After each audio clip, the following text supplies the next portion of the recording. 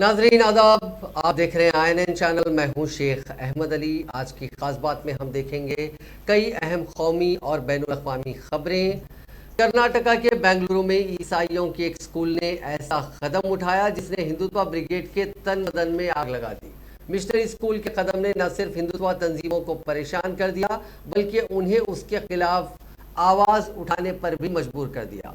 दरअसल बेंगलुरु के clearance high school ने अपने तुलबा को बाइबल लाना लाजमी करार दे दिया। बताया जाता है कि स्कूल ने तुलबा के वालिदैन से ये अहद भी लिया कि उन्हें इस बात पर कोई एतराज़ नहीं होगा कि उनका बच्चा बाइबल लेकर स्कूल जाएगा। स्कूल के इस कदम से हिंदू जन जागृति समिति के तन बदन में आग लग गई। समिति के रियासती सदर मोहन गौड़ा ने इल्जाम लगाया कि स्कूल गैर ईसाई बच्चों को बाइबल पढ़ने को मजबूर कर रहा है। मोहन गौड़ा ने स्कूल की हिदायत और मुल्क के आइन की दफात 25 और 30 की खिलाफ वर्जी करार दिया। हिंदू जन जागृति समिति के रियासती सदर ने सुप्रीम कोर्ट की गाइडलाइंस का हवाला देकर स्कूल के इक़दाम को गैर आइनी बताया, क्योंकि तालीमी इदारे किसी भी तालिब इल्म पर मजहबी तालीमात थोप नहीं सकते। ईसाई स्कूल की यह हिदायत ऐसे वक्त सामने आई जब कर्नाटका की बीजेपी हुकूमत अगले तालीमी साल से अपने स्कूलों के निसाब में भगवत गीता और महाभारत को शामिल करने की तैयारी कर रही है। गुज़िश्ता हफ्ते ही रियासती वज़ीर तालीम BC नागेश ने साफ साफ कहा था कि अगले तालीमी साल से स्कूली निसाब में अखलाकी तालीम को शामिल किया जा रहा है और अखलाकी तालीम यानी मॉरल एजुकेशन में भगवत गीता, महाभारत और पंचतंत्र की कहानियों को शामिल किया जाएगा। हिंदू जन जागृति समिति को इस बात पर तो इतराज नहीं है कि सरकारी स्कूलों में महाभारत और गीता पढ़ाई जाए, लेकिन उन्हें इस पर एतराज जरूर है कि कोई स्कूल अपने तुलबा से बाइबल लेकर आने के लिए कहे। बाइबल स्कूल लेकर आने की हिदायत में मोहन गौड़ा की नज़र में आइन की आर्टिकल 25 और 30 की खिलाफ वर्जी भी है और सुप्रीम कोर्ट की गाइडलाइंस की मुखालिफत भी है।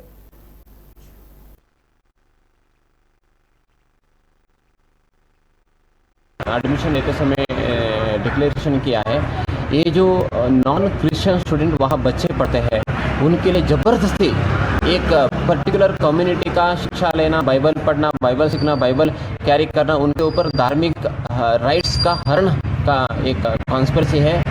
और जो आर्टिकल 25 है और आर्टिकल 30 का वायलेशन है। इतना ही नहीं, सुप्रीम कोर्ट ने भी गाइडेंस किया है कि कोई भी व्यक्ति किसी के बच्चे के ऊपर उन्होंने जबरदस्ती से धार्मिक शिक्षा नहीं दे सकते हैं। एडमिशन लेते समय are upset about one of the policies of our school.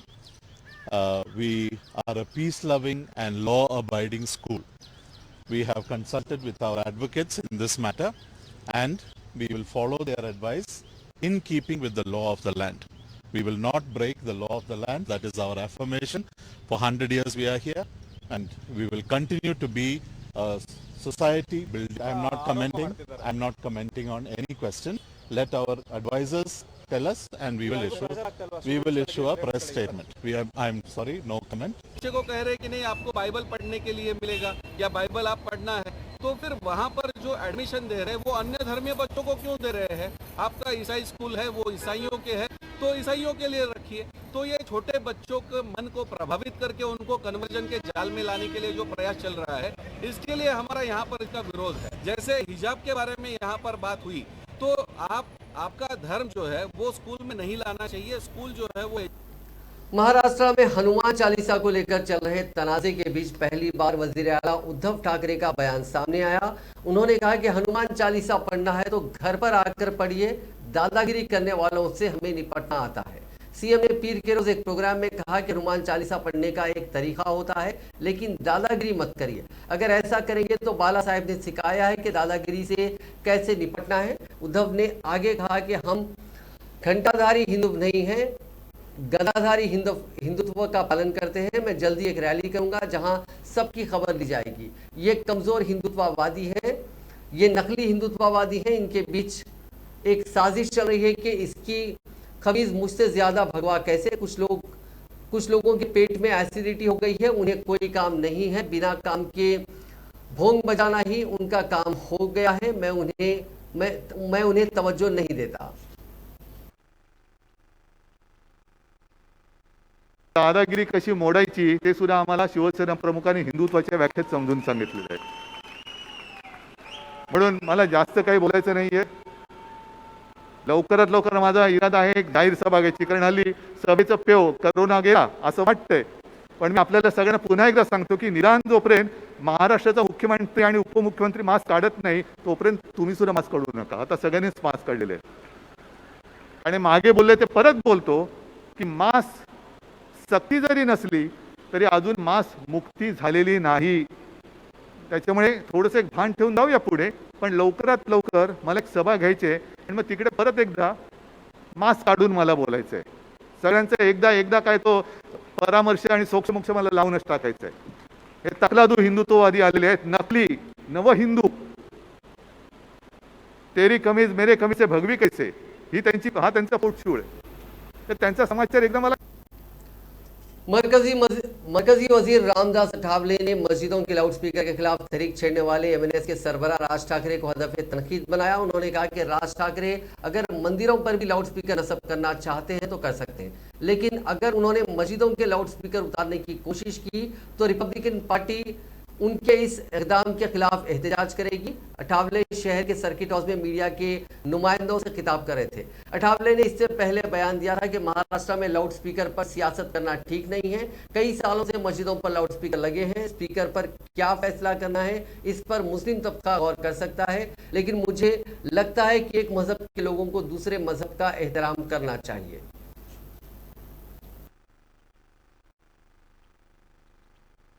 आपकी पार्टी की क्या भूमिका? नहीं, मेरे पार्टी की भूमिका ये है कि राज ठाकरे एक पार्टी के बड़े नेता है, बहुत बड़े मिलिटेंट नेता भी है, लेकिन राज ठाकरे ने अभी भगवा अपने अंग पर डालकर उन्होंने हिंसक मार्ग से जाने की भूमिका उन्होंने रखी है. उन्होंने मतलब जो मस्जिद पर लाउडस्पीकर जो लगे भोंगे लगे हैं उसको हटाने की मांग की है, लेकिन रिपब्लिकन पार्टी का कहना यह है कि भोंगे हटाने की मांग करने के बजाय मंदिर में भोंगे अगर आपको लगाना है तो आप लगा सकते हैं, लेकिन मस्जिद के भोंगे हटाने की भूमिका ठीक नहीं है. ये भूमिका मतलब बाबा साहब अम्बेडकर जी के संविधान के खिलाफ है. और इसीलिए रिपब्लिकन पार्टी 3 तारीख को जगह जगह पर जहाँ मस्जिद है वहाँ जाकर मेरे पार्टी के कार्यकर्ता भोंगे का मस्जिद का संरक्षण करेंगे.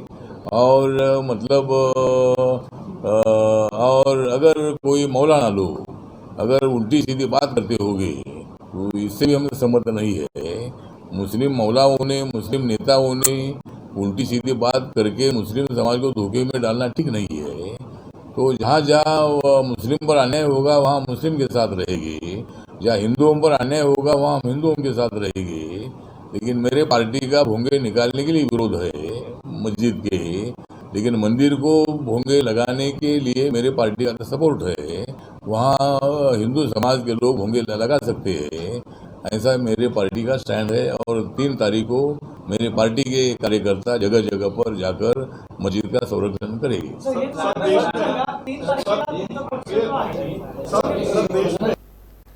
हिंदुस्तान और यूरोपियन यूनियन ने आज तिजारत, मौसमियाती तब्दीली, डिजिटल टेक्नोलॉजी और अवाम से अवाम के राब्तों के शोबों में ताउन को तेज और गहरा करने का अज़्म किया. वज़ीर आज़म नरेंद्र मोदी और यूरोपीय कमीशन की सदर अर्सुला वॉन डेर लेयन के दरमियान इंडिया यूरोपीय यूनियन बिजनेस और टेक्निकल काउंसिल के क़याम का फैसला यहाँ दिल्ली में 7 लोक कल्याण मार्ग पर वाक़ वज़ीर आज़म की रिहाइशगाह पर मीटिंग के दौरान लिया गया. वज़ारत ख़ारजा के तर्जुमान ने कहा कि मोदी और यूरोपीय कमीशन के सदर के दरमियान आज मुलाकात में दोनों कायदीन ने हिंदुस्तान यूरोपीय यूनियन स्ट्रैटेजिक पार्टनरशिप इस पार्टनरशिप में पेशरफ्त का जायजा लिया और तिजारत, मौसमियाती तब्दीली के शोबों में ताउन की हौसला अफजाई की. यूरोपीय कमीशन के सदर ने कहा कि हिंदुस्तान और यूरोपियन यूनियन के दरमियान सिफारती ताल्लुकात की 60वीं सालगिरह के साल में दोनों ममालिक के दरमियान ताल्लुकात पहले से कहीं ज़्यादा अहम हो गए हैं. हम मुतहरिक जमहूरियतें और बड़ी मईशतें हैं और हमें बहुत सी मुमासिलतें हैं, लेकिन हमें चैलेंजेस का सामना है. इसलिए आज की मीटिंग बहुत काबिल तारीफ है.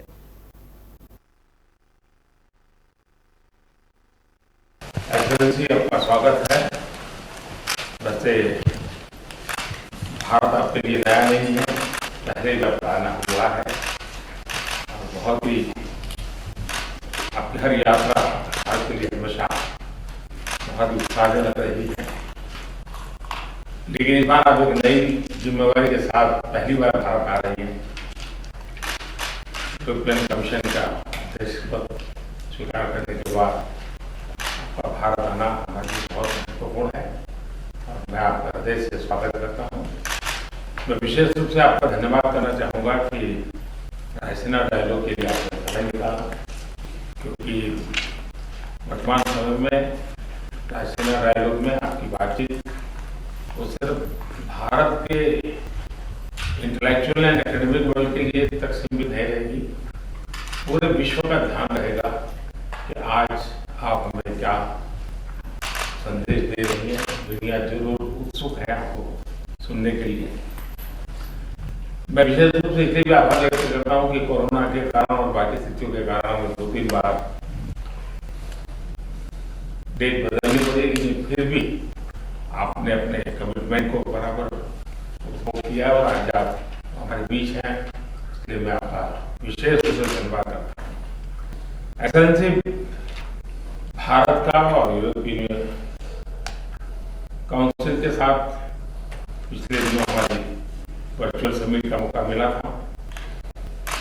इंडिया यूके का अगर हम रूबरू में मुलाकात कर सकते, मीटिंग कर सकते तो अच्छा होता, लेकिन इस पैंडेमिक के चलते उन चीज़ों को हम नहीं कर पाए।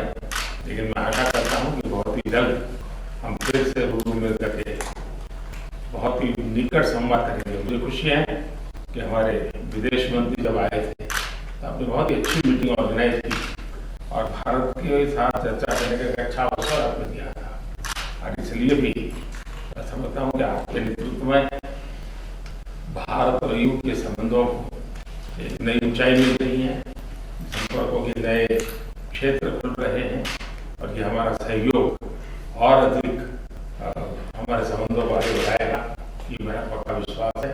तो फिर एक बार आपका हृदय से बहुत बहुत स्वागत करता हूँ। Thank you very much, Prime Minister, and it's a pleasure to visit India again and to see you, meet you again. So thank you very much for the very warm welcome. And indeed, this year marks the 60th anniversary of the EU-India relationship. And I think this relationship is today more important than ever. We have a lot in common. We are vibrant democracies. We are strong supporters of the international rules-based order. We are large economies. And we have a lot in common, but we are also facing a challenging political. इत्तलात और नशरियात की वजारत हिंदुस्तान की कौमी सलामती, बैरूनी ममालिक के साथ ताल्लुकात और अमन व अमान के बारे में गलत मालूमात फैलाने के मामले में 16 यूट्यूब चैनल्स पर पीर के रोज़ पाबंदी लगाने का ऐलान किया। वजारत के बयान के मुताबिक उनमें 10 हिंदुस्तान और 6 पाकिस्तान से चलाए जा रहे चैनल्स हैं। रिलीज़ के मुताबिक ये कार्रवाई इंफॉर्मेशन टेक्नोलॉजी रूल्स के तहत फराहम करदा हंगामी इख्तियारात के तहत की गई है। ये चैनल खबरें शाया करते थे और उन्हें जुमला 68 करोड़ से ज़्यादा बार देखा जा चुका है। बयान में कहा गया कि ये चीन हिंदुस्तान में खौफ का माहौल पैदा करने, फ़िरक़ावाराना हम आहंगी और अमन व अमान को ख़राब करने के लिए गलत और गैर तस्दीक शुदा मालूमात फैलाते थे। ममनुआ पाकिस्तानी चैनल्स में आज तक Pakistan, discover, point, reality checks, Qaiser Khan, the voice of Asia और बोल मीडिया बोल शामिल हैं। उन्हें जुमला 26 करोड़ 28 लाख 41 हज़ार बार देखा जा चुका है और उनका शुमार और उनके शामिल सारिफिन की तादाद 17 लाख से ज़्यादा है। इस हुक्म हिंदुस्तान के जिन यूट्यूब चैनल्स पर पाबंदी आयद की गई है उनमें सैनी एजुकेशन रिसर्च, हिंदी में देखो टेक्निकल योगेंद्रा, आज ते न्यूज़, SBB दी स्टडी, 7 न्यूज़, डिफेंस न्यूज़ 24, ताज़ा तरीन अपडेट्स, MRF TV लाइव और तहफ़्फ़ुज़ दीन इंडिया के नाम है। उन्हें तकरीबन 42 करोड़ 21 लाख बार देखा जा चुका है और उनसे जुड़े सारिफिन की कुल तादाद 25 लाख 54 हज़ार से ज़्यादा है। दुनिया में कोरोना वायरस की रफ्तार फिर तेज़ पकड़ चुकी है। हिंदुस्तान में लगातार 6वें दिन में 2000 से ज़्यादा मामले मिले हैं। चीन के शंघाई में कोरोना से पिछले 24 घंटों में 39 अमवात हुई हैं, जबकि 21,058 मुतासरीन भी मिले हैं। वहीं कोरोना से जर्मनी और फ्रांस में अमवात की तादाद में एक हफ्ते में इजाफा हुआ है। कोरोना का ग्राफ अफ्रीका और अमेरिका में भी तेज़ी से बढ़ा है। हिंदुस्तान में बीते 24 घंटों में कोरोना वायरस के 2541 नए मामले सामने आए। इसके बाद हिंदुस्तान में कोविड के कुल मामले बढ़कर 4,30,60,086 हो गए हैं। इतवार के रोज 30 लोगों की मौत हुई। इसके बाद मरने वालों की तादाद बढ़कर 5,22,223 हो गई है। वहीं एक्टिव मामले बढ़कर 16,522 हो गए हैं। इंडियन कोस्ट गार्ड की आज सुबह एक बड़ी कामयाबी आज से हासिल हुई, जब एक ज्वाइंट ऑपरेशन के तहत पाकिस्तानी बोट को अरब सागर में करीब 280 करोड़ रुपए कीमत की हेरोइन के साथ पकड़ा गया। जानकारी के मुताबिक पाकिस्तान से आई अल हज नाम की नाव को पकड़ा गया। नाव में सवार 9 लोगों को भी हिरासत में लिया गया। ये मुहिम इंडियन कोस्ट गार्ड और गुजरात एंटी टेररिज्म स्क्वाड ने मिलकर चलाई थी। आगे की जांच के लिए नाव को जखाई साहिल पर लाया गया। इंडियन कोस्ट गार्ड को देखते ही नाव में सवार लोगों ने भागने की कोशिश की। इसी दौरान नाव में सवार एक शख्स जख्मी हो गया। नाव में ड्रग्स के साथ मछली पकड़ने का भी काफी सामान था। इससे साफ है कि मछली पकड़ने की आड़ में ड्रग्स गुजरात पहुंचाई जाने वाली थी। इसी साल 9 फरवरी को भी क्रिक इलाके में 9 पाकिस्तानी बोट पकड़ी गई थी। दरअसल कोस्ट गार्ड की पेट्रोलिंग के दौरान मछुआरे अपनी नाव छोड़कर दलदली इलाके में छिप गए थे। बोट मिलने के बाद चलाए गए रिसर्च ऑपरेशन के दौरान उन्हीं बोटों पर सवार होकर आए 6 पाकिस्तानी मछुआरों को पकड़ा गया था।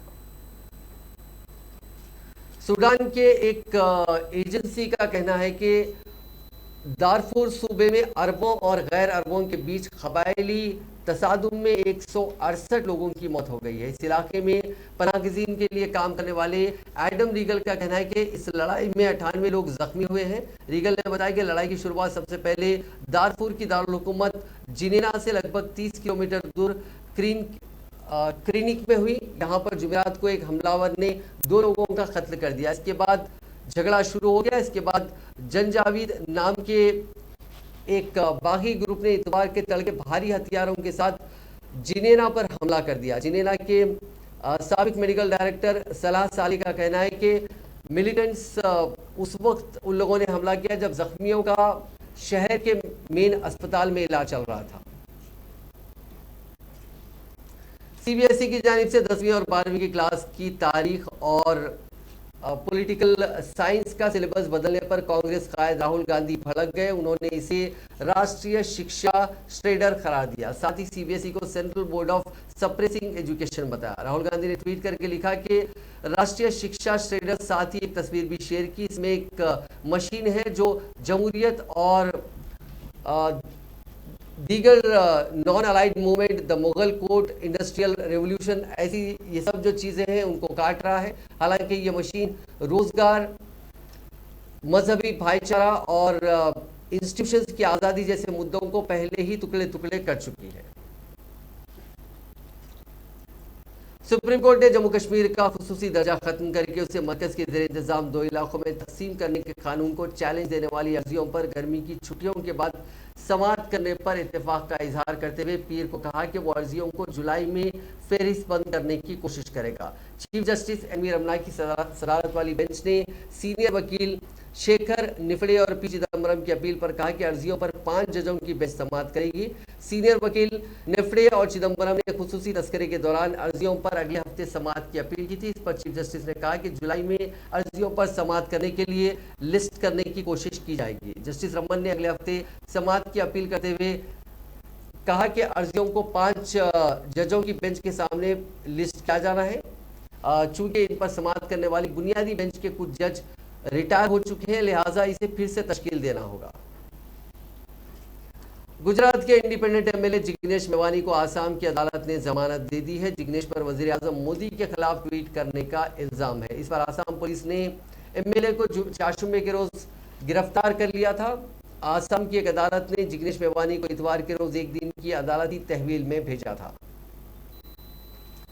अक़लियती उमूर के मरकजी वज़ीर मुख्तार अब्बास नकवी ने पीर को कहा कि हुनर हाट से 9,50,000 से ज़्यादा दस्तकारों और कारीगरों को रोज़गार के मौके फराहम किए गए हैं, जिनमें 50% से ज़्यादा ख़वातीन कारीगर हैं। नकवी ने 40वें हुनर हाट के अख्तिताम के मौके पर मुंबई के MMRDA ग्राउंड में मीडिया को बताया कि इसका इनेकाद 16 अप्रैल से 27 अप्रैल तक किया जाएगा। मुंबई में चल रही इस हुनर हाट में अब तक तकरीबन 20 लाख लोग आ चुके हैं। अंदाजे के मुताबिक 27 अप्रैल को हुनर हाट के अख्तिताम तक ये तादाद 25 लाख को अबूर कर जाएगी। इसके साथ साथ मुल्क के कोने कोने से दस्तकार और कारीगर देसी मसनूआत की जबरदस्त फरोख्त से बहुत पुरजोश है। उन्हें बड़े पैमाने पर ऑर्डर भी मिल रहे हैं। मुंबई हुनर हाट में मुल्क की 31 से ज्यादा रियासतों और मरकज के जेर इंतजाम इलाकों से तकरीबन 1000 कारीगरों दस्तकारों ने हिस्सा लिया है। रोजमर्रा की चीजों की कीमतों में जबरदस्त इजाफे का रुझान है। पेट्रोल, डीजल और सब्जियों की बढ़ती कीमतों से मुल्क का मिडिल क्लास बेइंतहा परेशान है और इसको कोई रास्ता नजर नहीं आ रहा है। हुकूमत इसकी वजह पहले आई वबा और बाद में रूस और यूक्रेन जंग को बता रही है और दोनों के खत्म होने के फिलहाल कोई आसान नजर नहीं आ रहे हैं। महंगाई का असर हमारी अगली नस्ल पर जबरदस्त पड़ रहा है। स्कूल के बच्चे इस महंगाई की वजह से बहुत ज्यादा मुतासिर हो रहे हैं। महंगाई की वजह से जहां वालिदैन अपने बच्चों की ग़िज़ा में कटौती कर रहे हैं, वहीं सरकारी स्कूलों में मिड डे मील जो बच्चों को दिया जाता है वो भी मुतासिर हो रहा है, क्योंकि स्कूलों में मिड डे मील सप्लाई करने वाले अब बच्चों को खाने में ग़िज़ा के नाम पर सिर्फ पेट भर खाना फराहम कर पा रहे हैं। उनको सरकार से जो फी तालिब इल्म की रकम मिलती है उसमें खाने की वो चीज़ें नहीं दी जा सकती जिसकी बच्चे को ज़रूरत है। वाज़ेह है कि एक अंदाजे के मुताबिक मिड डे मील के लिए इस्तेमाल होने वाली कुकिंग गैस के लिए फ़ी तालिब इल्म 4 रुपये 97 पैसे मिलते हैं, जबकि महंगाई इतनी हो गई है कि आज सिलेंडर की कीमत ही 1000 रुपये के करीब है। दूसरी जानिब सब्जियों की कीमत में ज़बरदस्त इजाफे की वजह से खाना फराहम करने वाले उन पैसों में सब्जी का इंतज़ाम नहीं कर पा रहे हैं। इसके अलावा तेल की कीमत में भी ज़बरदस्त इजाफा हुआ है। स्कूल में मिड डे मील देने का मकसद था कि जिन बच्चों के घर के हालात अच्छे नहीं हैं, वो घर से बगैर कुछ खाए पिए स्कूल आते हैं, उनको अच्छा खाना दिया जाए ताकि वो उन बच्चों से उनके पीछे ना रहें जो घर से ग़िज़ाइयत से भरा खाना खाकर आते हैं। मिड डे मील में ग़िज़ाइयत का पहलू यानी न्यूट्रिशन का पहलू मरकज़ी था, लेकिन अब इस महंगाई में ये पहलू ही फौत हो गया और अब बस पेट भरने के लिए खाना फराहम किया जा रहा है। Stockholm International Peace Research Institute यानी सिप्री SIPRI ने पीर के रोज दुनिया की अहम अफवाज के सालाना खर्च पर रिपोर्ट जारी की है। इसके मुताबिक आलमी सतह पर खर्च 2021 में 2.1 ट्रिलियन अमेरिकी डॉलर के साथ अब तक के सबसे ऊंची सतह पर पहुंच गया है। सबसे ज्यादा फौजी खर्च के मामले में अमेरिका टॉप पर है, इसके बाद चीन और फिर तीसरे नंबर पर हिंदुस्तान है। रिपोर्ट के मुताबिक ग्लोबल मिलिट्री एक्सपेंडिचर 2021 में 0.7% बढ़कर 2113 बिलियन अमेरिकी डॉलर तक पहुंच गया। 2021 में फौज पर सबसे ज्यादा खर्च करने वाले 5 मुल्कों में अमेरिका, चीन, हिंदुस्तान, यूनाइटेड किंगडम यानी ब्रिटेन और रूस शामिल थे। टोटल एक्सपेंडिचर का 62% हिस्सा अकेले इन 5 मुल्कों ने खर्च किया है। सिप्री के मिलिट्री एक्सपेंडिचर और आर्म्स प्रोडक्शन प्रोग्राम के senior researcher doctor Diego Lopez D'Silva ने कहा कि कोरोना वबा के बाद सामने आई माशी गिरावट के बीच भी फौजी खर्च रिकॉर्ड सतह पर पहुंच गया है। महंगाई की वजह से तरक्की की शरह में मंदी थी, हालांकि फिर भी फौजी खर्च में 6.1% का इजाफा हुआ है। हिंदुस्तान का फौजी खर्च पिछले साल 76.6 बिलियन अमेरिकी डॉलर के साथ तीसरे मकाम पर रहा। हुकूमत ने 2020 के मुकाबले में 0.9% की बढ़ोतरी की। हिंदुस्तान ने चीन और पाकिस्तान के साथ चल रहे तनाव और सरहदी तनाज़ात के चलते अपने फौजी बजट को बढ़ाया है। हिंदुस्तान का 76.6 बिलियन अमेरिकी डॉलर यानी 5,87,000 करोड़ रुपए का फौजी बजट दुनिया में तीसरे नंबर पर है।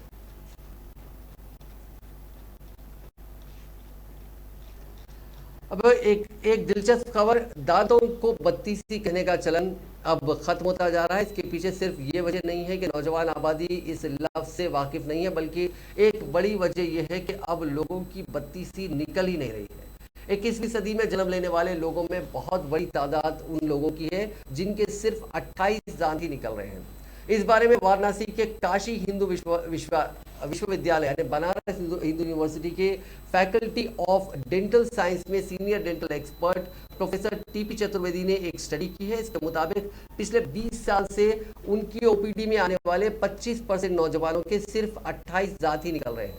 35% नौजवानों को बड़ी मुश्किल से पूरे 32 दांत आ पाते हैं। ये दांत भी टेढ़े मेढ़े निकलते हैं, जिन्हें ट्रीटमेंट करके ठीक करना पड़ता है। प्रोफेसर चतुर्वेदी ने बताया कि अमूमन 18 से 25 साल के बीच में लोगों के 29 से लेकर 32वां दांत निकलता है। इसे थर्ड मोलार दांत कहते हैं।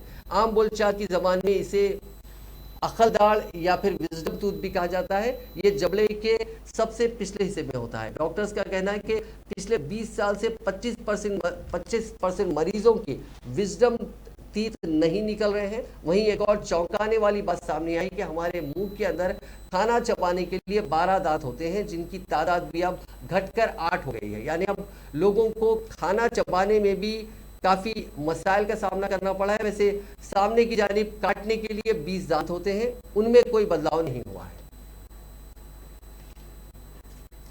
अडानी ग्रुप के चेयरमैन गौतम अडानी ने एक नया मकाम हासिल किया है। फोर्ब्स की रियल टाइम बिलियनियर लिस्ट के मुताबिक अब अडानी दुनिया के 5वें सबसे अमीर शख्स बन गए हैं। अडानी की टोटल नेटवर्थ $123.2 बिलियन आंकी गई है। उन्होंने वॉरेन बफे को पीछे छोड़ते हुए ये मकाम हासिल किया। दुनिया के सबसे अमीर लोगों की फोर्ब्स की लिस्ट में रिलायंस इंडस्ट्रीज के चेयरमैन मुकेश अंबानी 8वें मकाम पर है। इस तरह दुनिया के 10 सबसे रईस लोगों में 2 हिंदुस्तानी शामिल हैं। टेस्ला के सरबराह एलन मस्क इस लिस्ट में टॉपर है। उनकी टोटल नेटवर्थ $269.70 बिलियन आंकी गई है। जेफ बेजोस $170.2 बिलियन की मजमूई जायदाद के साथ दूसरे मकाम पर है।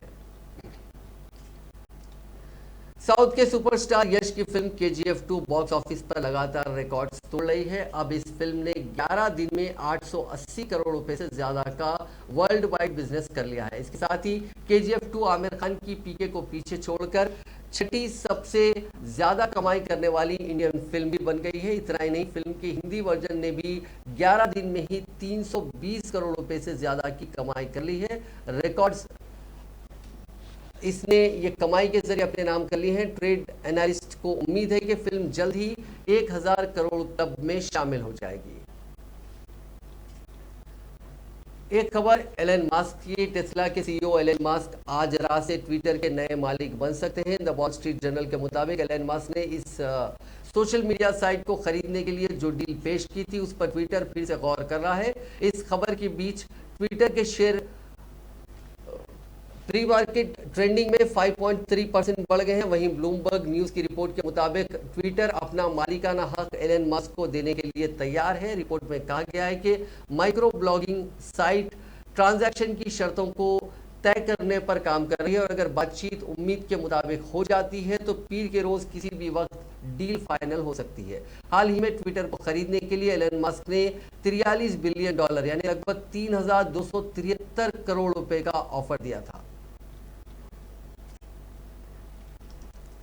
रूस यूक्रेन जंग के 2 महीने से ज्यादा का वक्त गुजर चुका है, लेकिन जंग की तपिश कम होने की जगह बढ़ती जा रही है। इसी बीच अमेरिका के secretary of state Antony Blinken और डिफेंस सेक्रेटरी लॉयड ऑस्टिन इतवार के रोज यूक्रेन के सदर व्लादिमीर जेलेंस्की से मिलने के लिए कीव पहुंचे। ब्लिंकन और ऑस्टिन 24 फरवरी को रूसी हमले के बाद यूक्रेन का दौरा करने वाले अमेरिका के पहले सीनियर अफसर हैं। इस दौरान उन्होंने यूक्रेन को $700 मिलियन की जायद फौजी मदद देने का ऐलान किया। इधर पेंटागन चीफ लॉयड ऑस्टिन ने कहा कि यूक्रेन रूस के खिलाफ जंग जीत सकता है। उन्होंने कहा कि यूक्रेन के जीतने के इम्कानात बहुत ज्यादा है अगर उनके पास सही इक्विपमेंट सही वक्त पर उन्हें मुहैया करवाया जाए। साथ ही एक और खबर आई है कि रूसी शहर ब्रांस्क में यूक्रेन ने हमला किया है। इस हमले में ऑयल डिपो तबाह कर दिया गया है।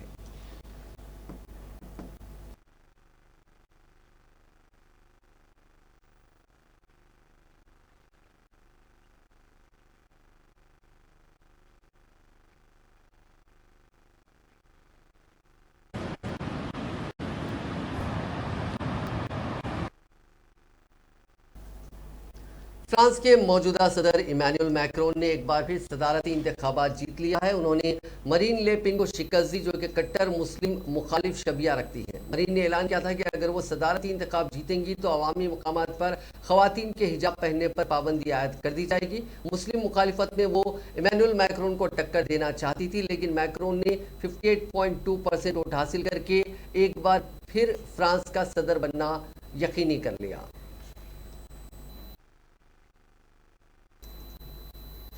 नाजरीन, आज की खास बात में बस इतना ही। आपसे कल मुलाकात होगी नई खबरों के साथ, नए एनालिसिस के साथ। फिलहाल दीजिए इजाजत। खुदा हाफिज।